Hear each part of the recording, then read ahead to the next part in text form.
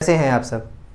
आज हम लोग पढ़ेंगे क्लास 8 का चैप्टर 1 साइंस का क्रॉप प्रोडक्शन एंड मैनेजमेंट। ठीक है, क्रॉप प्रोडक्शन एंड मैनेजमेंट इस चैप्टर में हम लोग पढ़ेंगे क्रॉप को कैसे प्रोड्यूस करते हैं, उसको कैसे मैनेज करते हैं।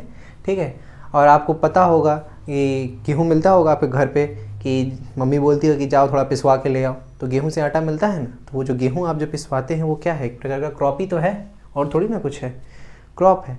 All living being require food for living, ये तो आपको पता ही है, लिविंग बीइंग को फूड जरूरी है। और plant can produce their own food by the means of photosynthesis, और ह्यूमन और animal can not produce their own food. सबसे पहले ये जानना जरूरी है कि फूड चाहिए ही क्यों। Food is required for doing all the important function, क्योंकि फूड हम लोग को एनर्जी प्रोवाइड कराता है। तो हम लोग के बॉडी में जितने भी इंपॉर्टेंट फंक्शन हो किसके वजह से होते हैं, फूड की वजह से। अब फूड क्या है, लार्ज पॉपुलेशन को भी चाहिए। अब फूड आपको ही थोड़ी ना चाहिए, और भी तो लोग हैं उनको भी तो चाहिए, मास पॉपुलेशन में चाहिए, सबको फूड चाहिए एनर्जी के लिए। तो अब सबको डिस्ट्रीब्यूट कैसे करेंगे, तो उसके लिए एक पैटर्न फॉलो होता है। रेगुलर प्रोडक्शन होना चाहिए, प्रॉपर मैनेजमेंट होना चाहिए और डिस्ट्रीब्यूशन चैनल होना चाहिए। ठीक है, और आपको पता है जब पुरातन काल में जब आदिवासी लोग रहते थे, वो लोग क्या करते थे, वो लोग जाते थे, नोमैड्स बोलते थे उनको, वेंडरिंग पीपल थे, मतलब इधर उधर जहाँ उनको खाना मिल जाए वो वहीं रहते थे। खाना मिला उन्होंने खाया, फिर जब ख़त्म हुआ वो शिकार कर लिया, कुछ मिला वो कुछ खा लिए। फिर क्या हुआ, धीरे धीरे वो विकसित होते गए, तो उन्हें सोच समझ बढ़ती गई, तो उन्होंने क्या किया, वो एक जगह रहे, एक लैंड पे कल्टीवेशन स्टार्ट कर दिया। तो इस तरह से एग्रीकल्चर का जन्म हुआ है। एग्रीकल्चर मतलब खेती बाड़ी का। अब हम लोग पढ़ेंगे कि क्रॉप्स किसको बोलते हैं। अब खेती बाड़ी कर रहा है तो खेती बाड़ी किस चीज़ का करेगा, क्रॉप्स का ही करेगा ना। तो क्रॉप्स क्या है, When plant of same kind are cultivated at one place at a large scale it is called a crop। मतलब एक प्रकार का प्लांट को एक लार्ज स्केल पे, मतलब लार्ज स्केल पे जब उगाते हैं उसको क्रॉप बोलते हैं। क्रॉप कितने प्रकार के होते हैं, 2 प्रकार के। उसको क्या क्या बोलते हैं, kharif crops and rabi crops. और आपको पता है इंडिया का क्लाइमेट कैसा है, इंडिया का क्लाइमेट क्या है, रीजन टू रीजन डिपेंड करता है। अब आप यहाँ रहते हैं नॉर्थ की तरफ तो आपको ठंडा लगता होगा ज़्यादा, गर्मी भी ज़्यादा लगता है। अब क्या है, जो लोग साउथ में रहते हैं वो लोगों को गर्मी बहुत ज़्यादा लगता है। ठीक है, तो वैसे रीजन टू रीजन डिपेंड करता है कि कौन सा क्रॉप कहाँ पे ज़्यादा प्रोड्यूस होता है। ऐसे है इंडिया में, और इंडिया को राइस का सबसे ज़्यादा प्रोडक्शन करने वाला कंट्री माना जाता है। ठीक है, तो अब खारिफ क्रॉप्स पढ़ते हैं। खारिफ क्रॉप्स किसको बोलते हैं, ठीक है। The crops which are shown in the rainy season are called kharif crops.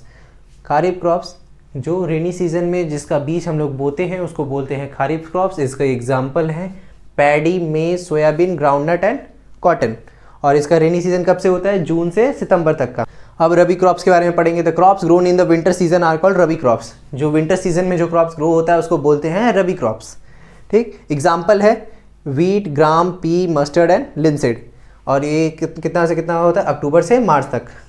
अब पढ़ेंगे हम लोग basic practice of crop production. तो क्रॉप प्रोडक्शन का बेसिक प्रैक्टिस क्या है, आपको पता है कल्टीवेशन ऑफ क्रॉप्स रिक्वायर, बहुत क्या रिक्वायर होता है, बहुत हार्डवर्क रिक्वायर होता है फार्मर्स का। ओवर टाइम टू टाइम उन्हें पानी देना पड़ता है, सिंचाई करना पड़ता है, उन्हें सब कुछ का ध्यान रखना पड़ता है। पहले प्रिपरेशन ऑफ सॉइल, मिट्टी को तैयार करना, सोइंग, सीड रोपण करना मतलब बीज रोपण करना। उसके बाद क्या, एडिंग मैन्योर एंड फर्टिलाइजर, ज़रूरत के मुताबिक खाद और फर्टिलाइजर्स को मिलाना। उसके बाद है इरिगेशन। इरिगेशन मतलब पानी का सप्लाई, जितना पानी चाहिए कितना नहीं चाहिए ये सब का सप्लाई इरिगेशन बोलते हैं। प्रोटेक्टिंग फ्रॉम वीड्स, वीड्स किसको बोलते हैं हम, वीड्स वो होता है जैसे आपको अगर गेहूं का खेती करना है तो आप क्या चाहेंगे, आपके खेत में सिर्फ गेहूं हो ना, तो गेहूं के साथ तो और भी तो कुछ निकलेंगे ना पौधे साइड साइड से। तो वो जो एक्स्ट्रा जो निकलता है, जो गेहूं नहीं रहता है, मतलब जंगली जो पौधे होते हैं उसको बोलते हैं वीड्स। उन्हीं को साफ़ करना पड़ता है। उसके बाद है हार्वेस्टिंग। हार्वेस्टिंग का मतलब होता है कटिंग और स्टोरेज। हार्वेस्टिंग का मतलब जब आपका फसल तैयार हो जाता है उसको काट के जब एक जगह इकट्ठा किया जाता है उसी को बोलते हैं, उस प्रोसेस को बोलते हैं हार्वेस्टिंग। उसके बाद क्या होता है, स्टोरेज। पहला स्टेप्स जिसका नाम है preparation of soil. Preparation of soil ये है सबसे पहला स्टेप जो सबसे ज़रूरी है। ठीक है, one of the most important task in agriculture is to turn the soil and loosing it. सबसे बहुत ज़रूरी काम है एग्रीकल्चर में, खेती में, क्या, सॉइल को टर्न करना। टर्न करना मतलब नीचे वाला सॉइल को ऊपर लाना। टर्न का मतलब क्या, वैसे ऐसे डालिए ऐसे घुमाइए, मतलब क्या, नीचे का माटी ऊपर, नीचे का मिट्टी ऊपर की तरफ। Turn and loosing it, turn and loosing it, losing it मतलब उसको थोड़ा, मतलब क्या, मिट्टी क्या था, ठोस रहता है ना, तो उसको थोड़ा भुरभुरा कर देने के लिए। This allows the roots to penetrate deep into the soil which allows root to breathe easily when they go deep into the soil. इससे क्या होता है, जब आप सॉइल को टर्न और लूज़ कर देते हैं, इससे क्या होता है, जब जड़ होता है तो वो क्या होता है, डीप जाता है, मतलब बहुत अंदर तक जाता है मिट्टी का। और इससे क्या होता है, रूट कैन ब्रीथ इजीली, और रूट बहुत आसानी से सांस ले सकता है, और they can go deep into the soil, और वो मिट्टी के बहुत डीप जा सकते हैं अंदर। ठीक, the लूजन soil helps in growth of earthworm. अब आप सोचिएगा कि ये लूज करने से क्या फ़ायदा है। The लूजन soils helps in growth of earthworms and microbe present in the soil. मिट्टी को लूज करने से क्या फ़ायदा होता है, अर्थवर्म जिसको बोलते हैं, फ्रेंड्स ऑफ फार्मर बोलते हैं, अर्थवर्म और माइक्रोब्स का ग्रोथ को इंक्रीज कर देता है। तो इससे कहते हैं, these organisms are friends of farmers since they further turn and loosen the soils and add humus to it. और ये लोग क्या करते हैं, आगे मिट्टी को लूज करते जाते हैं और इसमें क्या ह्यूमस ऐड करते जाते हैं। इस देखे होंगे जब अर्थवर्म रहता है तो ऊपर मिट्टी एकदम भुरभुरा टाइप हो जाता है, गोल गोल गोल गोल टाइप, वैसे ही। अब आप क्या समझे, प्रिपरेशन ऑफ सॉइल। तो आपको सबसे पहला काम क्या करना है, सबसे इंपॉर्टेंट काम है turning and loosening of soil.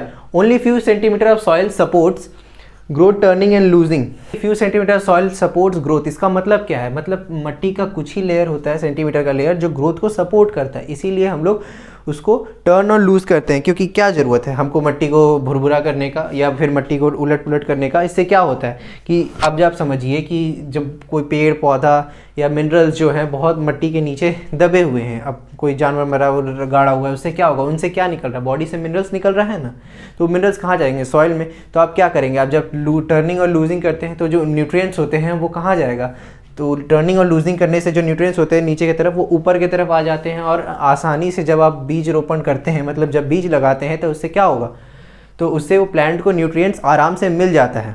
क्या होता है, अब किससे करेंगे टर्निंग एंड लूजिंग, तो उसको एक क्या बोलते हैं, उसको औजार आता है जिसको बोलते हैं प्लॉग। ठीक है, प्लॉग ये किससे बना रहता है, वुड प्लस आयरन से। ठीक है, ये हम लोग को हेल्प करता है किसमें, जैसे ये देखिए, ये है आपका मिट्टी, ये फ्यू सेंटीमीटर तक है, ये है आपका ग्रोथ, जहाँ पे ग्रोथ मिलेगा अच्छा खासा, तो ये होता है कुछ इस टाइप का। ठीक है, अब आप क्या करिएगा, यहाँ पे इस मिट्टी को ऐसे खुदेड़िएगा, ये क्या ऐसे भुरभुरा टाइप हो जाएगा, समझ में आया, ये कैसा हो जाएगा, ऐसे भुरभुरा टाइप हो जाएगा। इससे भुरभुरा टाइप से क्या होगा, अब यहाँ इसके नीचे बहुत सारे मिनरल्स होंगे, वो क्या होगा, यहाँ आ जाएंगे। अब जब आप यहाँ पे बीज लगाइएगा, तो जब ये पेड़ बनेगा, तो जितने न्यूट्रिएंट्स हैं तो इसको आराम से मिलते जाएंगे, तो इसको कोई प्रॉब्लम नहीं होगा। अब आप देखिए, जब मिट्टी आप जब कबाड़ते हैं, मतलब कोड़ते हैं, तो आपको कैसा दिखता है, कभी कभी मिट्टी एकदम ऐसे सख्त सख्त नहीं निकलता है, ऐसे ऐसे। तो ये जो मिट्टी का ये पोर्शन निकलता है, ऐसे मोटा मोटा मिट्टी, जो ऐसे नहीं होता, ढीला जैसा हो जाता है, ढीला जैसा लगता है ना, उसे कहते हैं big clump of soils, big clumps of soil. इसको हम लोग क्या बोलते हैं, big clumps of soils are called crumbs, are called crumbs, इनको बोलते हैं क्रम्स।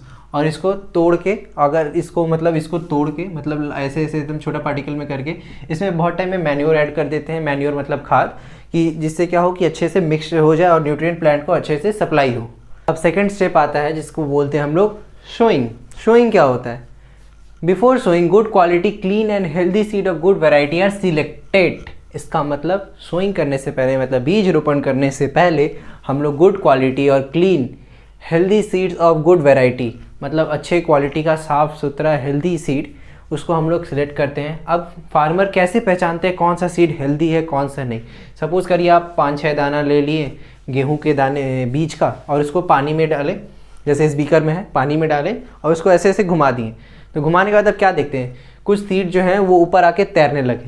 ये देखिए, जैसे ये जो सीड है ये तैरने लगे, और कुछ जो है ये नीचे जाके बैठ गए। इसका मतलब क्या दिखता है, the seeds damage seeds become hollow and thus lighter and they float on water. जो डैमेज सीड रहता है वो हॉलो रहता है और बहुत हल्का होता है, उससे क्या होता है, वो पानी के ऊपर आके तैरने लगता है। तो ये सबसे अच्छा तरीका है जिससे हम लोग पहचान सकते हैं कि कौन सा बीज अच्छा है कौन सा बीज अच्छा नहीं है। तो farmer use this method to select seed with high yield, मतलब फार्मर इस मेथड को यूज़ करते हैं ये पहचानने के लिए कि कौन सा बीज सबसे अच्छा उत्पादन देगा। अब क्या है, tools used for sowing seeds. तो बीज रोपण करने के लिए कौन कौन सा टूल यूज़ होता है। अब एक है ट्रेडिशनल टूल। अब ट्रेडिशनल टूल क्या है, शेप लाइक फनल, फनल की तरह शेप है, कुप्पी देखे ना, कुप्पी उसके जैसा शेप रहता है, फनल शेप।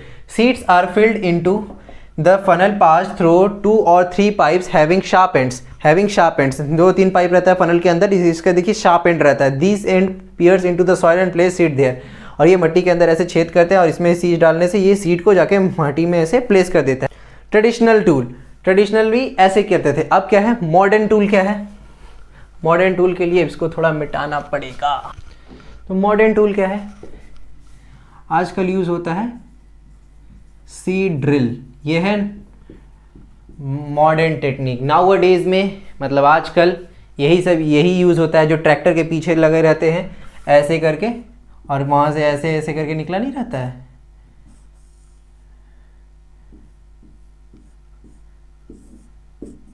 ऐसे रहते हैं, और ये यहाँ पे बीज लगाए जाते हैं ऐसे, ठीक है। इसी को बोलते हैं, इसको बोलते हैं सीड ड्रिल बोलते हैं ना। ये ट्रैक्टर के हेल्प से किया जाता है, ठीक है। This process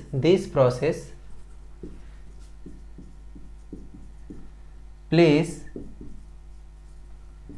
seed at equal distance and depth.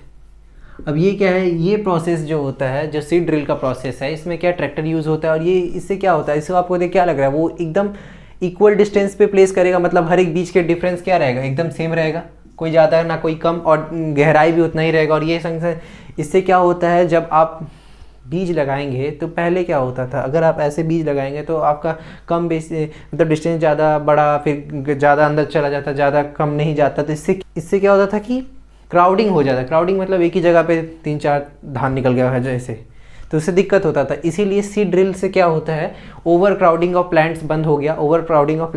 जिससे कारण क्या हुआ, इससे बहुत time and labour both reduced, time और लेबर दोनों रिड्यूस हो गया इस टेक्निक, इस सीड ड्रिल के वजह से, ठीक है। तो ये है आपका सोइंग ऑफ सीड के तरीके, ठीक। क्या है, adding manure and fertilisers.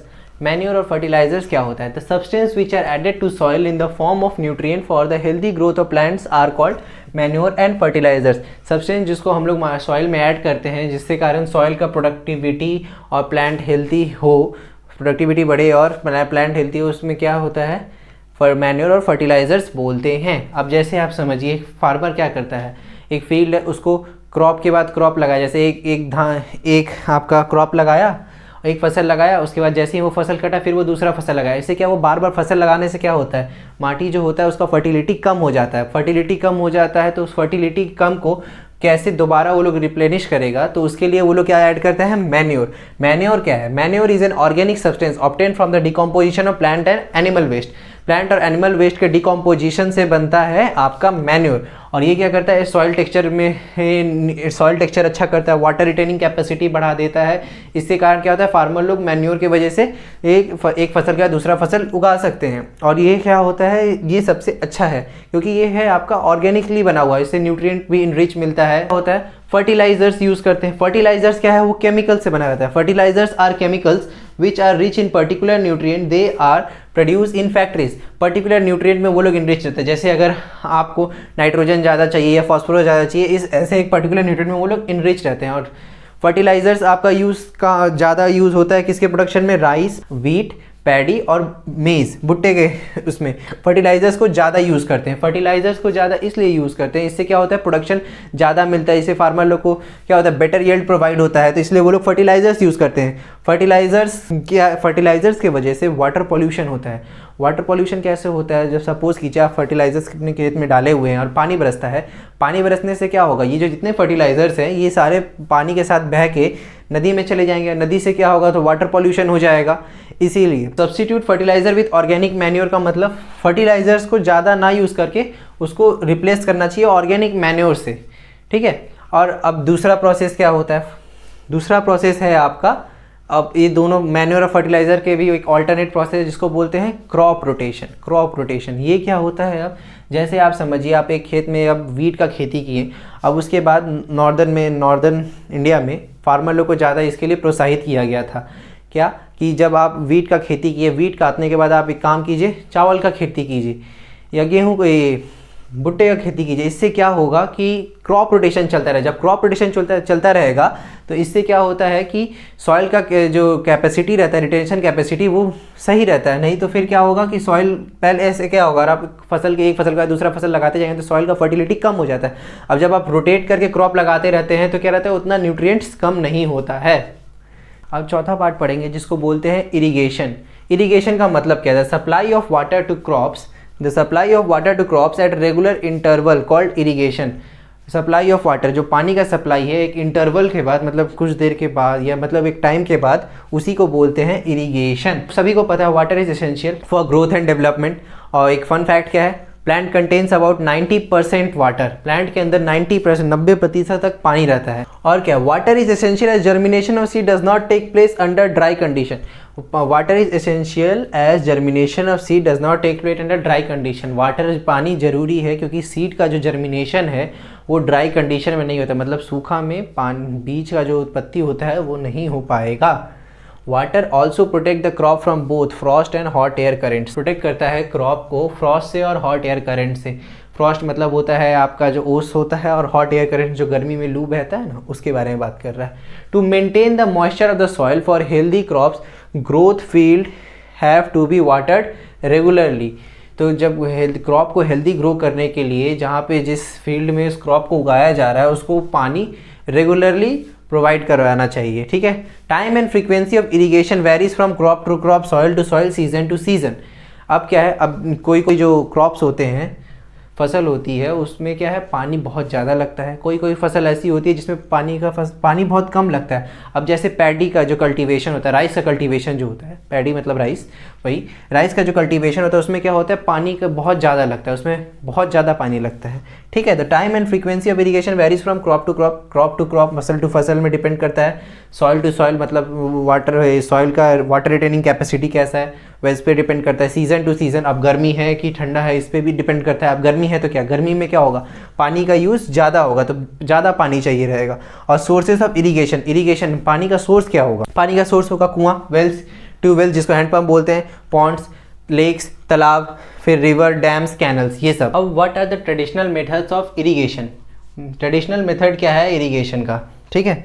Irrigation का ट्रेडिशनल मेथड क्या है, the water available in lakes and canals is lifted by different methods. जो पानी जो है वो जो लेक्स और कैनल्स में जो अवेलेबल है उसको हम लोग डिफरेंट तरीके से उठाते हैं। मतलब कैसे, cattle and human labour is use in this method. Cattle और ह्यूमन लेबर यूज़ हुआ है इस मेथड में। कैटल मतलब होता है, आपको पता ही है, पशु जो होता है, जैसे गाय और बफेलो, सांड हो गया उसमें, और ह्यूमन लेबर।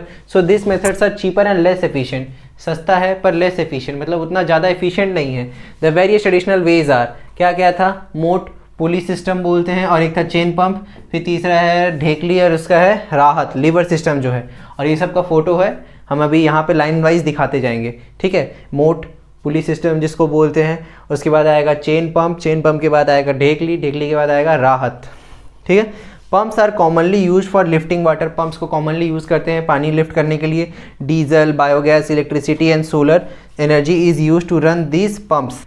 अब है modern method of irrigation. Modern method of irrigation क्या है, it helps us to use water economically. हम लोग को वाटर इकोनॉमिकली यूज़ करने में हेल्प करता है, मतलब इसमें पानी ज़्यादा वेस्ट नहीं होता है, पानी का सीधा सीधा जो काम है उसी में यूज़ होता है। अब क्या है, इसमें एक पहला आता है स्प्रिंकलर सिस्टम, दूसरा आता है ड्रिप सिस्टम। तो हम लोग पहले पढ़ेंगे स्प्रिंकलर सिस्टम किसको बोलते हैं। स्प्रिंकलर सिस्टम क्या है, is more useful on the uneven land where sufficient water is not available. Uneven land मतलब जो लैंड ऊपर नीचे रहता है, जहाँ पे सफिशिएंट वाटर अवेलेबल नहीं होता है। The perpendicular pipe have rotating nozzles on the top are joint to main pipeline at regular interval. जो एक परपेंडिकुलर पाइप रहता है, ऐसे करके जो जाया रहता है, परपेंडिकुलर पाइप्स ऐसे करके, फिर ऐसे करके जो रहता है, perpendicular pipes have rotating nozzles. उसके ऊपर क्या रहता है, रोटेटिंग नोजल्स रहता है। ठीक है। रोटेटिंग नोजल्स मतलब आप देखे होंगे ना, वो जैसे गार्डन में से ऐसे निकलता है, फिर गोल गोल घूमने लगता है, तो पानी ऐसे बरसात की तरह घूमने लगता है, वही। Nozzles on top are joint to the main pipeline at regular interval. Main pipeline पे एट रेगुलर इंटरवल पे जुड़ा रहता है, ठीक है। When water is allowed to flow through the main pipe under pressure, when water is allowed to pass through the main pipe under pressure with the help of pump, it escapes from the rotating nozzles. का pressure पड़ता है pump की वजह से, तो उससे क्या होता है, पानी कहाँ से निकलता है, रोटेटिंग नॉजल से निकलता है। तो ऐसा लगता है it get sprinkled as it is raining, ये ऐसे स्प्रिंकल ऐसा लगता है कि पानी बरस रहा है। Sprinkler is very useful for lawns, coffees, plantation and several other crop. Sprinkler बहुत ही यूजफुल है लॉन्स में, गार्डन में, या कॉफी प्लांटेशन में और सेवरल अदर क्रॉप्स। अब क्या है ड्रिप सिस्टम। ड्रिप सिस्टम क्या है, in this system the water fall drop by drop directly near the root, so it is called a drip system. मतलब बूंद बूंद गिरता है, पर कहाँ गिरता है, डायरेक्टली नियर द रूट, मतलब सीधा जड़ के पास गिरता है। It is the best system for watering fruit plant, garden and trees. ये सबसे बढ़िया सिस्टम है फल के पौधों को गार्डन में और ट्रीज में पानी देने के लिए। Water is not wasted at all, इस प्रोसेस में वाटर थोड़ा जरा सा भी वेस्ट नहीं होता। It is a boon in regions where availability of water is poor, और ये बून है, बून मतलब वरदान, वरदान है उस रीजन्स के लिए जहाँ पे पानी की किल्लत है, मतलब पानी की कमी है। तो ड्रिप सिस्टम है और स्प्रिंकलर सिस्टम, इन दोनों का फोटो मैं दिखा दूंगा यहीं पे वीडियो में, आप देख लीजिएगा, ठीक है।